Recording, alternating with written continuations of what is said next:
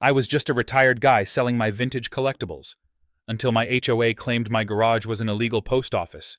So I turned the tables by giving everything away for free. You won't believe what happened when the news showed up and the whole neighborhood exploded into chaos.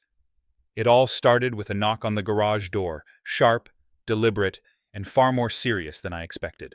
Karen Thompson, the head of our HOA's Rule Enforcement Committee, stood there with the familiar pinched expression that rarely meant anything good. With crossed arms and a voice laced with judgment, she declared that my garage had been operating as a post office. I laughed at first, thinking she was joking. After all, I was just a retired man enjoying a simple hobby, selling old radios and baseball cards from my personal collection online. My daughter had encouraged me to do it to stay busy and connected to something I loved. I never expected that a few shipping boxes and a folding table could become the center of neighborhood controversy. But Karen wasn't smiling. She pointed to my packing supplies, the delivery pickups, and the neatly labeled shelves, insisting it looked like a full-scale commercial operation. I tried to explain this wasn't a storefront, it was my way of staying mentally active in retirement. She didn't want to hear it. Her phone was already out, snapping photos from the driveway. "Rules are rules," she muttered before leaving. The encounter left me unsettled. For 15 years, I had lived peacefully in Pinecrest Gardens. I mowed my lawn, waved to neighbors, hosted summer barbecues, and never once received a complaint. But now, suddenly, I was being cast as a rule breaker. I noticed neighbors slowing down as they passed by, whispering as they glanced toward my garage door. Karen's reach was long, and clearly she'd already begun shaping the narrative. That night, as I stood in my garage, surrounded by the relics of my past, vintage items that once brought me joy, I felt something shift. This wasn't just about a hobby anymore. It was about dignity, about being treated fairly, especially after years of contributing quietly to the community. I wasn't running a business, I was maintaining a purpose, and yet somehow that had made me a target. It was then I realized this wasn't about the garage. It was about control.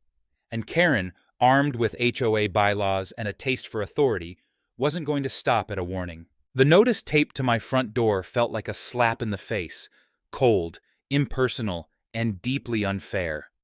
According to the HOA, I had 72 hours to shut down all commercial operations or face a $100 daily fine.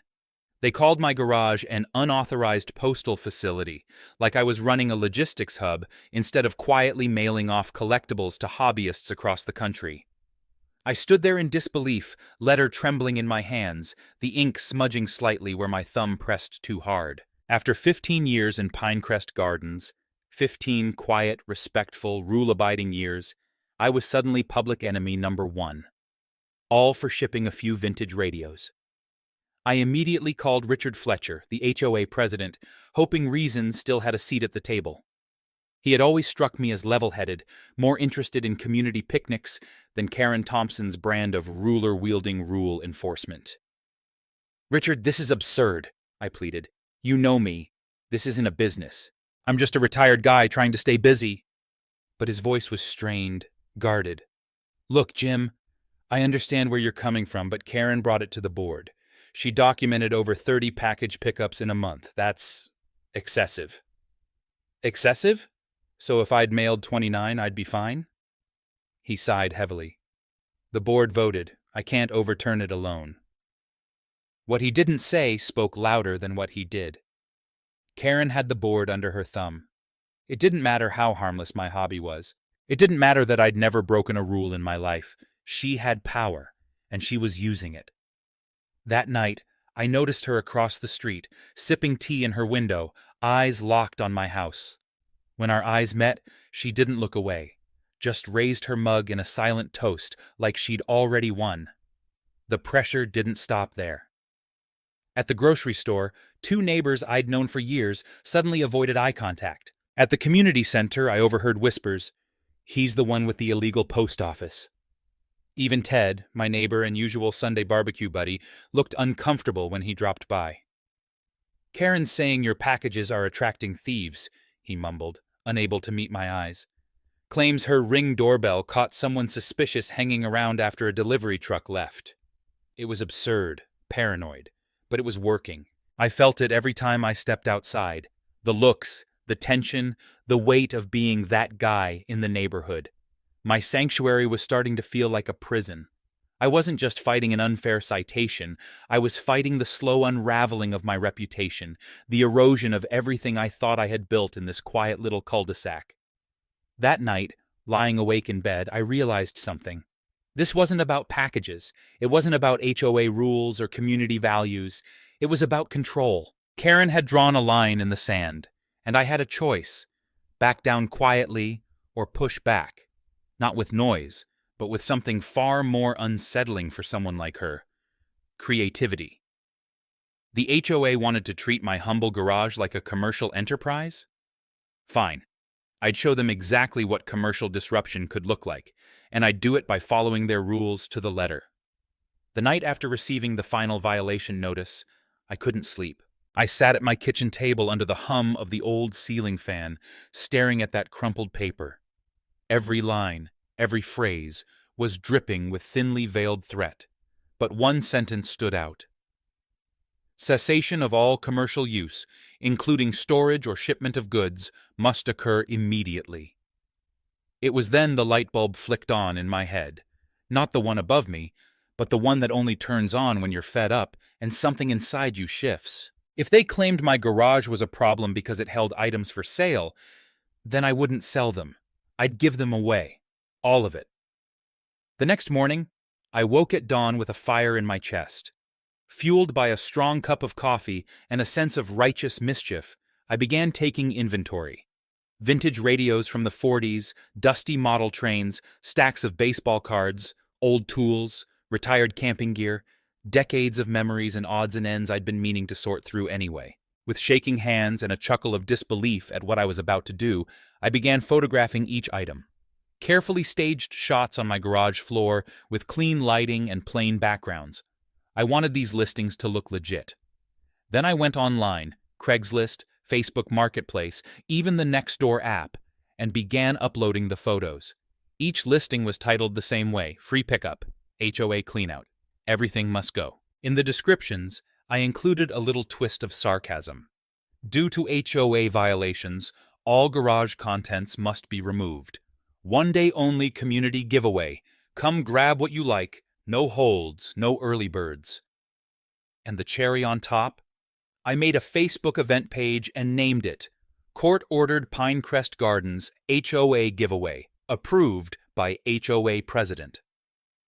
By Friday night, the posts had gone viral in local groups. Over 400 comments, dozens of RSVPs, people tagging their friends. Some thought it was a joke, others were treating it like a neighborhood treasure hunt. I just sat back and watched it spread like wildfire. But I wasn't finished yet. I dragged everything, boxes, furniture, tools, even holiday decorations, out onto the driveway and arranged them like a garage sale setup. I printed a huge vinyl banner and taped it above my garage.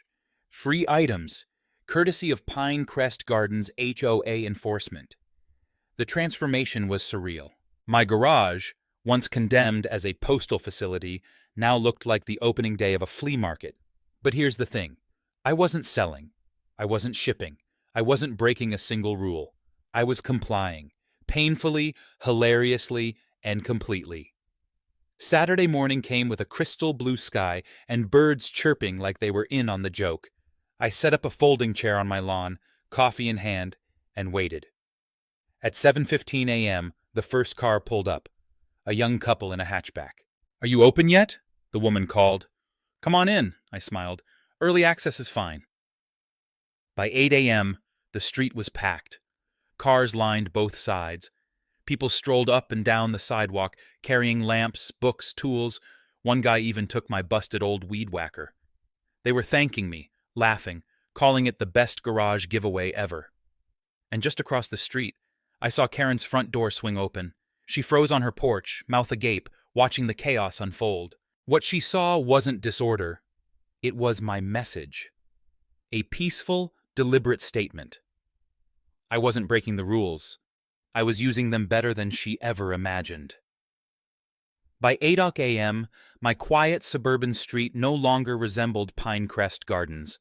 It looked more like Black Friday outside a big box store. Cars jammed both sides of the road. Strangers strolled from blocks away, weaving between SUVs and minivans, eyes wide with curiosity. My front yard transformed into a frenzy of treasure hunters, neighbors I'd never spoken to shoulder with people from entirely different zip codes. Folding chairs, rugs, toolkits, even a dusty box of VHS tapes vanished in minutes. It was beautiful chaos. I sat at the edge of my driveway in a lawn chair, sipping coffee like the king of clutter. Beside me stood the giant banner I'd carefully hung the night before. HOA approved community giveaway. Everything must go. People kept asking, "Why is everything free?" I smiled, stuck to my script. HOA rules say I'm not allowed to store or ship anything from my garage, so I'm cleaning it out, exactly as they asked. The reaction was priceless. Some folks shook their heads in disbelief. Others laughed out loud. "Pettiest act of genius I've ever seen," one man said, walking away with a vintage typewriter. At 9:30, Karen's front door slammed open like a theatrical cue. There she stood on her porch, wrapped in a silk robe, holding her phone like a sword. She stared at the swarm of people crossing her lawn, trampling the curb, and blocking her driveway. Her gaze locked on my banner, then on me. For a second, her lips curled in confusion, then fury. She stormed over, phone pressed to her ear. "What do you think you're doing?" she barked. "Just complying with the HOA," I replied sweetly, handing a set of old salt shakers to a delighted couple. "Removing everything from my garage is ordered." "This is a public disturbance," she shouted. "You're turning the neighborhood into a flea market." "Actually," I said calmly, "it's a giveaway. I'm not selling anything, just cleaning up." Her eyes narrowed, but before she could retort, a tow truck tried to reverse near her yard, clipping the edge of her perfect flower bed. A small cloud of mulch burst into the air. Karen screamed something unintelligible and ran back toward her house. And then, like fate had a sense of humor, Richard, the HOA president, arrived. He squeezed his luxury sedan between two parked trucks and practically jogged over to me. "Jim, you have to stop this, now." "Why?" I shrugged. "I'm following your violation notice. No sales, no shipments, just giving stuff away." "This isn't what the board meant, but it's exactly what the board said," I cut in. "You wanted my garage emptied. You got it." Before Richard could argue, a young woman from the local news station, microphone in hand, cameraman behind, stepped forward. "Hi there, sir. We're covering the unexpected community event in Pinecrest Gardens today. Are you the organizer?" I stood and straightened my back. "Yes, and this event was directly inspired by our Homeowners Association's enforcement of garage use policy." The camera light blinked on. Karen reappeared on her lawn, mid-rant to someone on speakerphone. Her face blanched as she saw the news crew. "Turn those cameras off!" she shrieked. Too late. The reporter smiled and asked, "How do you feel seeing so many neighbors coming together?"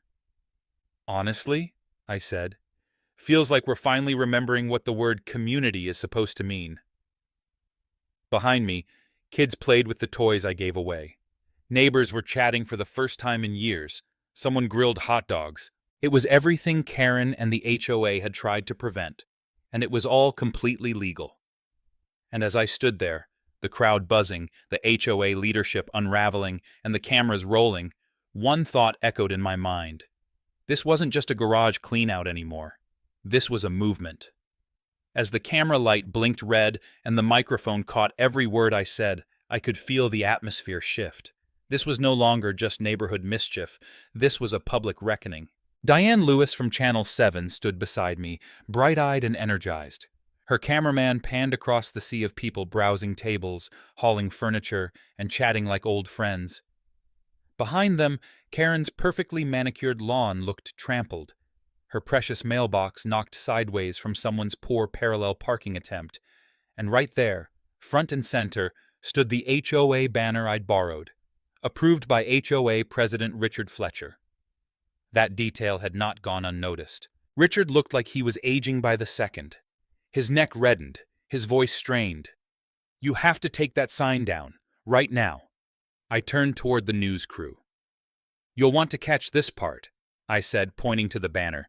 "This is the same president who sent me a violation notice claiming my garage was a commercial shipping hub. So I followed the rules, cleared everything out. What you see here, it's not a protest, it's compliance." Karen was frantic. She pushed through the crowd toward Diane, her phone still recording. "This is a gross misrepresentation of HOA regulations," she huffed. "He's twisting everything." "Oh, really?" I replied smoothly, pulling up the HOA email on my phone. "Here's the correspondence where Karen and Richard stated my garage violated policy and demanded all commercial use cease immediately. I followed instructions to the letter." Diane leaned over my phone, reading quickly, then raised an eyebrow at the camera. "You heard it here first. Pinecrest Gardens HOA enforces garage clearing, and now the community's joining in. Back to you, Mike." Karen's jaw dropped. "You tricked us!" "No," I said calmly, handing a donated lamp to a smiling neighbor. "You underestimated me." Just then, a crash rang out across the street. Someone had tried to make a three-point turn and backed into Karen's decorative planter. The crowd gasped. Karen screamed. The cameraman caught every moment. It was carnage. Flower petals and ceramic shards littered the pavement. Her face turned the color of a stop sign. "Richard!" she shrieked. "Do something!" He was already sweating through his collar. "We'll hold an emergency board meeting," he mumbled to me. "Tonight. We'll retract the violation notice. Just shut this down." "I'll need that in writing," I replied. Diane caught the exchange on camera. "Looks like the HOA may be reversing course live on air," she said cheerily. "Sir, may I ask, is this your first run-in with HOA enforcement?" I laughed softly. "First time they've tried to turn my retirement into a crime. Yes." The interviews continued. Neighbors began lining up just to get on camera and share their frustration. "Karen reported me for my mailbox being 2 inches too tall," said Mrs. Patel. "And now she's worried about a garage sale?" Ted chimed in. "Last summer she called code enforcement because my BBQ smoke wafted too close to her patio. This is karma." As noon approached, a second news van arrived. Apparently, someone posted the event footage online, and it had gone viral. Social media buzzed with clips of Karen ranting, Richard sweating, and me calmly sipping lemonade under my HOA-approved sign. The caption read, "Retired vet outsmarts HOA, declares war with free stuff." Inside the HOA headquarters, or rather Richard's minivan-turned-command center, phones were ringing non-stop. Residents demanded explanations. Local officials were asking questions. And Karen?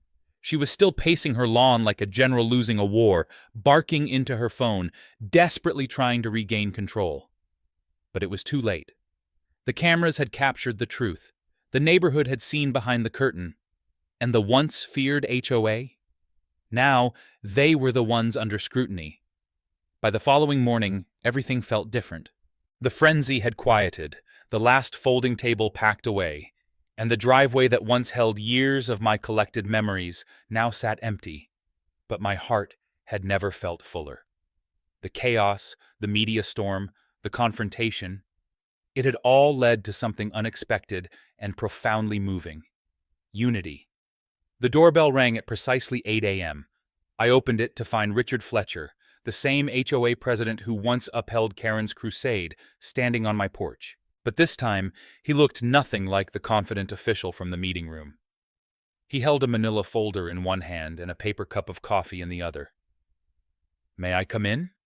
he asked, voice softer than I'd ever heard. Inside, at my kitchen table, he opened the folder and slid a signed letter across to me. It was official. The HOA had voted to rescind the violation notice, issue a public apology, and revisit enforcement policies across the entire community. "You shook us up," Richard admitted, "and as much as I hate to say it, we needed it." I offered him a cup of my stronger brew, and he accepted. "The board is also appointing a new advisory committee," he added. One focused on building, not just regulating the community. We'd like you on it. I blinked. Me? The same guy they called a rule breaker? Before I could answer, another knock came. This time, it was Mrs. Patel, Tom, Diane, and a few other neighbors, each with warm smiles and a tray of breakfast goodies in hand. We wanted to thank you, Mrs. Patel said, and maybe talk about that community garden idea. Soon, my living room filled with laughter, sketches of garden beds, and suggestions for monthly block parties. Kids peeked through the door asking if the giveaway would happen again. A man I'd never met offered to donate tools for a new community shed. Then, the most unexpected guest arrived, Karen. Her posture was stiff, but her eyes, for once, held something human. She looked around at the neighbors, chatting like old friends, and finally met my gaze. I owe you an apology, she said. I forgot what being a neighbor means. There was a long silence until Mrs. Patel gently touched her shoulder and said, Then help us plan the summer cookout. Your potato salad is legendary. We all laughed, and just like that, the tension melted. Karen nodded. From that day forward, Pinecrest Gardens wasn't the same. My garage, once the center of controversy, became a place where people gathered weekly to plan, to share, to laugh. The HOA meetings became less about citations and more about connection. Rules still existed, but they were guided by fairness, not fear. Victory didn't come with a gavel or a banner. It came with understanding, humility, and a newfound sense of belonging. And that, more than any fight, was the real win. Sometimes, the most powerful revenge isn't loud or destructive, it's simply making things better than they were before. As the dust settled and the drama faded into memory, Pinecrest Gardens quietly transformed. Where there was once tension, there was now trust. Where there had been suspicion, conversations bloomed. And all of it stemmed from one simple act of standing up, for fairness, for dignity, and for the right to enjoy one's life in peace. What began as a personal defense against injustice became a blueprint for meaningful community change. My so-called post office garage is no longer filled with vintage collectibles, but instead with laughter, tools, and neighborly chatter. It's a mini community hub now, home to potluck prep, garden planning, and friendly advice swapping over coffee. And the best part? It didn't require lawsuits or bitterness. Just persistence, creativity, and a little humor. There's a lesson here, especially for those of us in our later years. You're never too old to make a difference. Retirement didn't mean fading into the background. It became a chance to stand up for something that mattered. Often, rules and regulations are used not for protection, but for control. And when they're enforced without compassion, they erode what neighborhoods are truly meant to be, communities, not compounds. I learned that quiet resistance, when done with heart and intention, can be more powerful than loud protest. I didn't yell. I didn't slam doors. I gave away my stuff with a smile and let the absurdity of it all speak for itself. That small act reminded people that civility and courage can go hand in hand. More than that, I was reminded that community starts with connection, not control. The very neighbors who once avoided eye contact are now the ones I swap recipes with or borrow tools from. The HOA, now under new and more thoughtful leadership, listens more than it lectures. Karen, once a source of stress, found her purpose again, this time in helping, not harassing. And perhaps the most important takeaway of all, true victory isn't about winning, it's about lifting others up with you. When we respond to pettiness with progress, when we meet overreach with outreach, we don't just reclaim our own peace, we help others find theirs too. So, to anyone feeling boxed in by bureaucracy, bullied by a board, or silenced by fear, remember this: you have more power than you think. Use it wisely, use it kindly, and when the world insists you can't make a difference, let your actions become the proof that you already have. After all, the sweetest revenge is watching a fractured neighborhood grow into a family.